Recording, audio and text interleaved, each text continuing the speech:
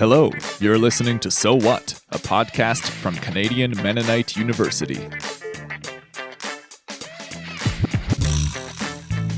CMU is in Treaty 1 territory, Winnipeg, Manitoba. I am your host, Jonas Cornelson, in Treaty 7, Calgary, Alberta. So What is a show where I dig into public events at CMU, asking how they might apply to my life and yours. Thanks for joining me. A couple of episodes ago, we talked about poetry and tried to make it less scary for those who may have bad high school memories.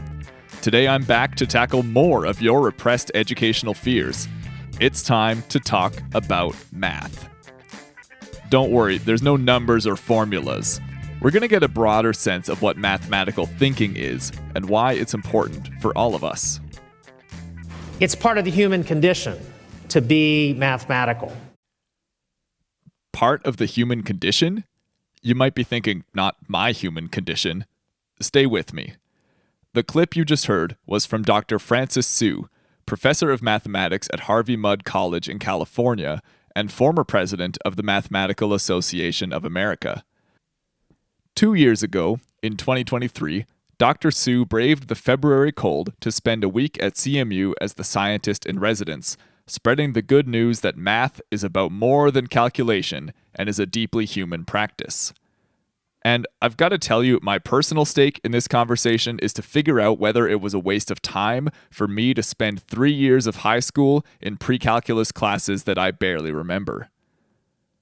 So, what does it mean to be mathematical and for that to be a part of the human condition? Let's start with a story. As he introduced himself, Dr. Su talked about his then 2.5-year-old son, Nate, and said that among the other markers of development, like saying no all the time, something really stood out to him about what Nate was doing. But, something else that I'm realizing is that he's also starting to be mathematical. Of course, you might be thinking, what are you talking about? He's 2.5 years old. No, he doesn't count yet. He does count a little bit, but, it's not... That's the last thing that I'm thinking about when I see that he's thinking mathematically. What I'm talking about is the following thing that occurred only recently. A few weeks ago, my wife and I, since we got married, have not even bothered to unpack our TV. Okay, and so just recently we were having some people over the house for the first time in years, and we thought, okay, we should unpack the TV, right? So we put it out in the living room, and the little guy was just mesmerized, right? He'd never seen anything so marvelous, right? And the next day, completely out of the blue, he says to us, "Shall we turn on Big Phone?" We were like, what are you talking? Oh, right? His experience of little phone. And of course, the big phone that's now in our living room. And it occurred to me that is one of Nate's first expressions of mathematical thinking. Because he's seeing a pattern. This thing looks like this thing. This big phone looks like little phone, right? He's learning to abstract. Right, and the abstraction has a purpose, right? It's to try to understand the world and place things in categories, and this is like this. This story is fascinating for a couple of reasons. One is just broadening our sense of what might count as mathematical thinking for a kid beyond, counting. Another is emphasizing that abstraction and pattern recognition are mathematical practices that we learn intuitively and do every day. It's a useful shortcut. If we can relate something we've never seen before to something more familiar, we also get a sense of what it can do. Young Nate saw a big phone and probably figured out pretty quickly that it could play some of his favorite shows, but with the added bonus of the picture being really big. When those of us who grew up with TVs first held a smartphone, some 2-year-old part of our brain did the same thing as Nate's, but in reverse. We figured out that little TV could do roughly the same thing we already liked, watching shows, but with the exciting twist of doing that just about anywhere. That mathematical thinking, abstracting, and comparing helped us quickly recognize that smartphones are awesome, and we should spend the rest of our lives staring at them for most of the day. Maybe advertising did its bit too in this case. Anyway, if math, here patterns, is so ingrained in how we think and helpful in everyday life, why do so many people dislike learning math? You might think Dr. Sue is unlikely to give much insight into this question since he obviously loves math, but he encountered some obstacles on his journey to get where he is now. Now, of course, you might look at me, a professional mathematician, and think that my relationship to math has always been solid. Maybe you think I've never struggled in math. But I grew up in a small rural town in South Texas with limited opportunities. Most of my high school peers didn't go to college. And of course, I was fortunate because I had supportive teachers. I had parents who encouraged me in education. And I managed to get admitted to Harvard for my PhD. Okay, this doesn't sound like a story of struggle so far. The guy just got into Harvard. But listen to what happened when he got there and how it threw his whole relationship with math into question. But when I got there, I suddenly fell out of place because unlike most of my peers, I didn't come from an Ivy League school. I didn't have a whole slate of graduate courses under my belt when I got there, unlike many of my peers. And I even had one professor, a famous professor, tell me I didn't have what it takes to be a successful mathematician. And of course, I can look at that comment now and think, okay, well, whatever, right? But at the time, that comment really hurt, right? It cut to the core of my identity. And suddenly, I was forced to ask basic questions, like, why am I even doing math, right? Is the whole purpose of math to just get a PhD so that I can be seen as somehow recognized as smart? So that's a question I want all of us to think through tonight. Why is it that we do mathematics or learn mathematics at all? Why do any of us learn mathematics? Okay, remember, this person later became president of the Mathematical Association of America, and here he was asking why we should learn math at all. That is a question most of us asked long before we got to Harvard. And Dr. Sue talks about this broader context, also bringing in what may be the question I asked most often throughout high school. Society also is asking what its relationship to mathematics should be like. Is mathematics only a tool to make you, quote, college and career ready? And of course, the perennial question, why study math if you'll never use what you're learning? Bingo! That is the question you came to this podcast for. I remember asking it a lot as I was grinding my way through pre-calculus. We've been talking about math being all around us, but as a teenager, what I learned in math classes felt far from the things I actually cared about, beyond getting high marks so I could be, quote, college and career ready, as Dr. Sue said. In fact, one of the reasons I was often told to stick with pre-calculus was that it would make my university applications look stronger and I could get more chances to study literally anything else. The everyday value of knowing how to factor a trinomial didn't factor into it. If you're new to the show, the puns are always intended, but that was a bad one. So for Dr. Sue, the problem here is seeing and teaching math as a means to an end, as if doing math is only valuable if it gets you somewhere.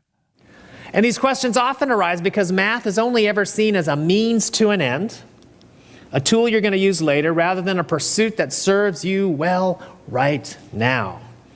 And so when kids ask, when will I ever use this, what they're really asking is, when am I ever going to value this, right? And we begin to equate value with utility unless we can see that you can value something more.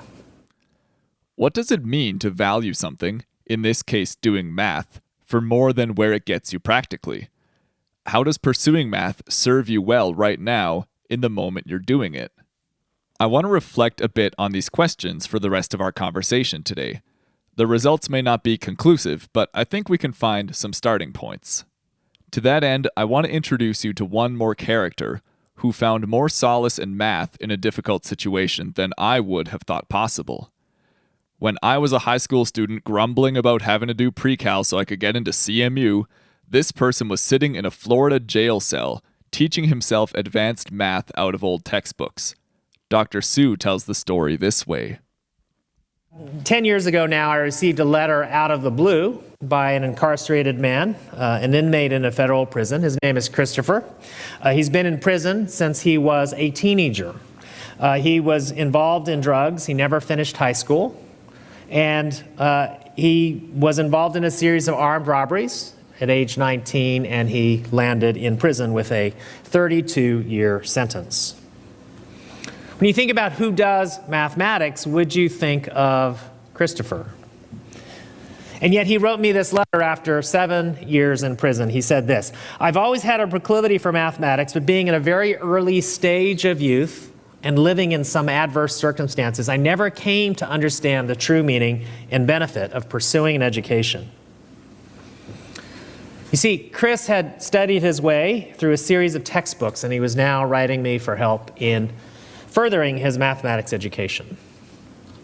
So, I ask again, when you think about who does mathematics, would you think of Christopher? And yet, he has inspired me, a professional mathematician, to believe even more fully that math has something to offer everyone. And then, with what sounds like a bit of a wry smile, Dr. Sue points out what hasn't come up in his exchanges with Christopher. And yet in a Florida prison, Christopher has never asked, "When will I ever use this?" has he?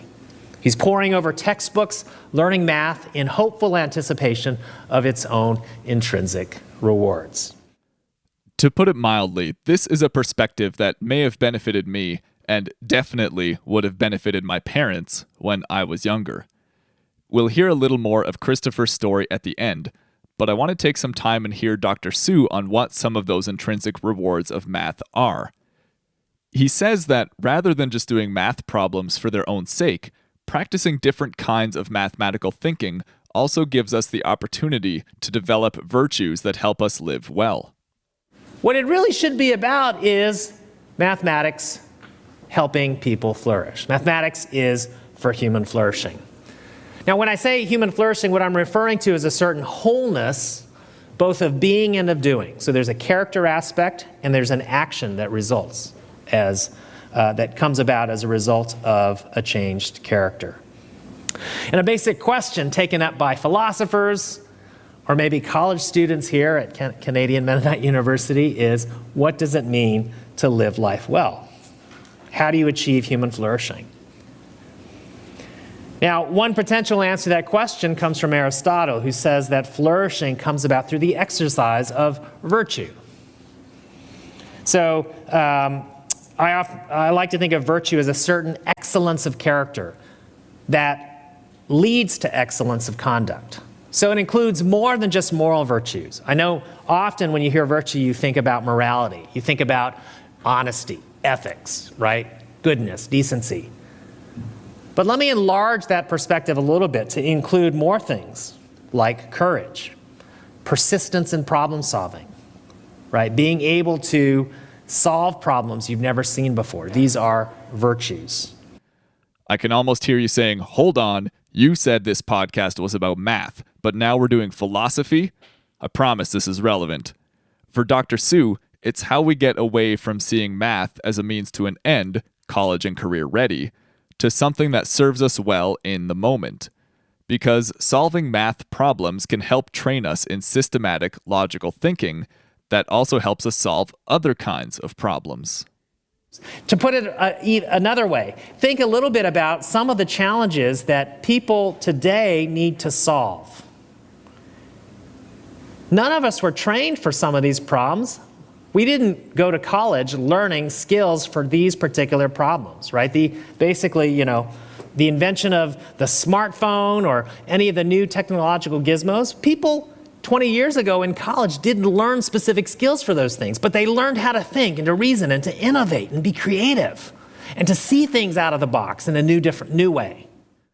This part resonated with me, partly because I studied communications and media at CMU, and though I graduated less than 20 years ago, some of the actual content I studied already seems charmingly out of date. I had a flip phone my first year. Artificial intelligence seemed way more artificial than intelligent. The facts I learned at the time now matter less than the habits of thinking I developed, because those habits now allow me to build on what I know as things change.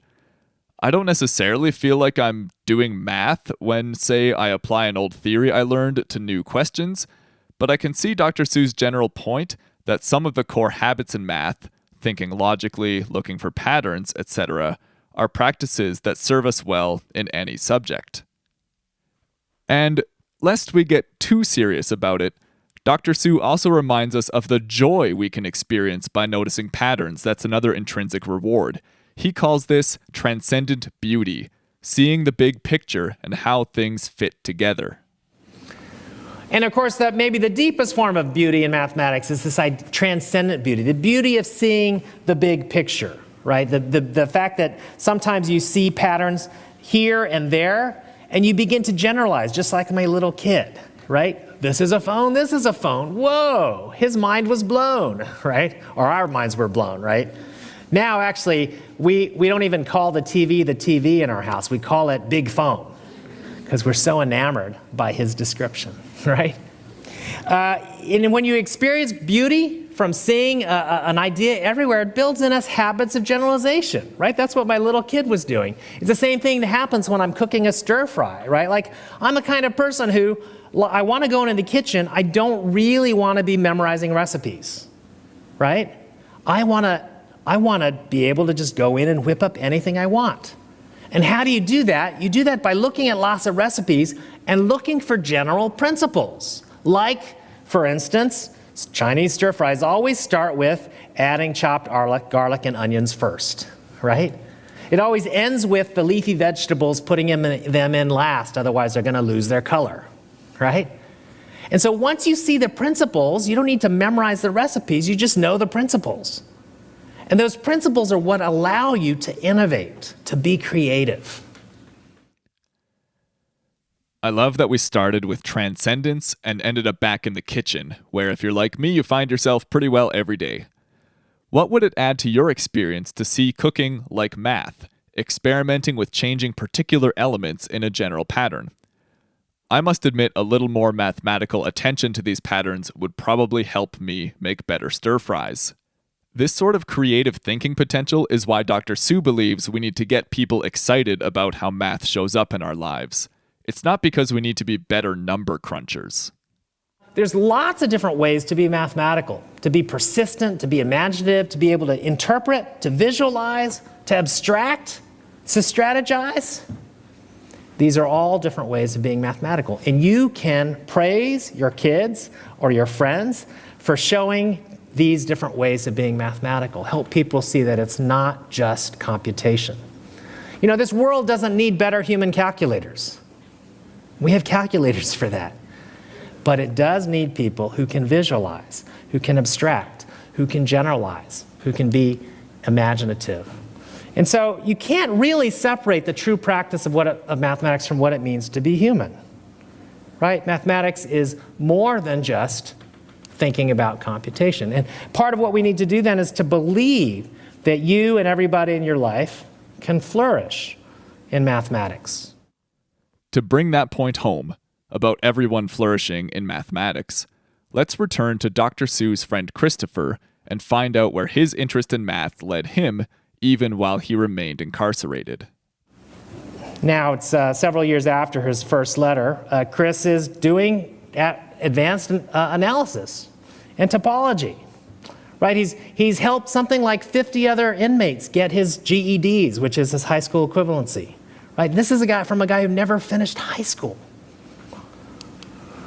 And he says this about his education. He said, it's a sign of a skilled chess player that he or she can play well out of any position on the board. The person is unaware of his or her options is like a player who's in a bad position. Because even if there are fruitful paths available to you that you are not aware of, they may as well not exist. But by climbing our visions of ourselves, education allows us to transcend ourselves and thereby help others to do the same. Education allows us to transcend ourselves. That's a great quote, and not to be too glib, but maybe that's why I stuck with pre-calculus. If nothing else, I learned a certain kind of perseverance that probably stuck with me. Final answer, not a waste of time, I think. My sister went on to become a math teacher, so at least I can still talk to her about some basic things. I'm curious if Dr. Sue's pitch made you think differently about math. Or if you're not convinced yet, the whole talk is worth listening to. He says it better than me. I'll put a link to the full presentation in the episode notes.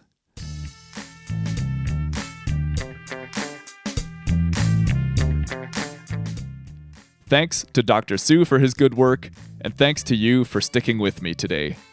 You can reach me with comments or math questions on our Facebook page at facebook.com/sowhatpodcast. My name is Jonas Cornelson. I'll be back in 3 months with another episode. Let's talk again soon.